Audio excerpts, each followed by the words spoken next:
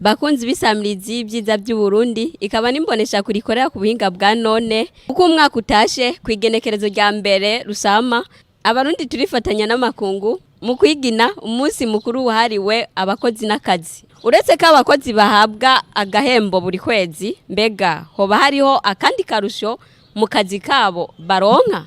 Turi kumwe n'umutumire wacu, none ibyo kutegekaniriza kazoza abakozi byoba byifashe gute? Ego mu Burundi byo gukingira kazoza abakozi mu Burundi birakogwa.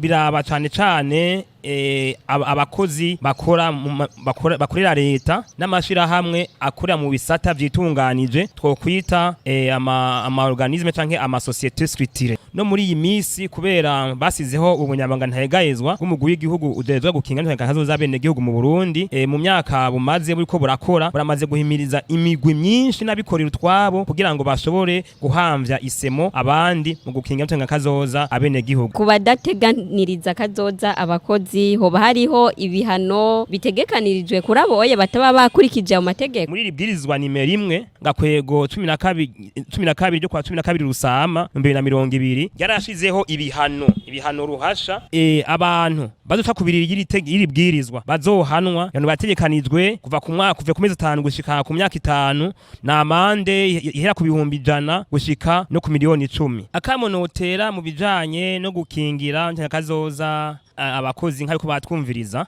nuko aho umukozi wese yoba akorera umuntu wari we wese akabazi ko yamuhaye kontra namusabe ati nyabuna ntigeza kazoza nanje ndabe yuko ninakukuruka sinze ngende mwibarabara mbe umuntu umukene naga ntinganize kazoza gato ntera kamo rero n'abantu rero bafise amashira hamwe bakoresha abakozi ko bogerageza bakagenda kudeklara kumvuga guteganiza kazoza abakozi babo ejo niho neza yabo kuko ejo wakoresheje umukozi azogenda avuga ati hajya ahantu narahakoreye bandije kazoza natazoba kiriho n'umwana wiwe azovuga ati papa yarakoreye ahantu bamuteganije kazoza ubu nukuri turi mwibarabara. Dushimire rero umutumire wacu hamanende ndabashimiye gose murakoze cyane.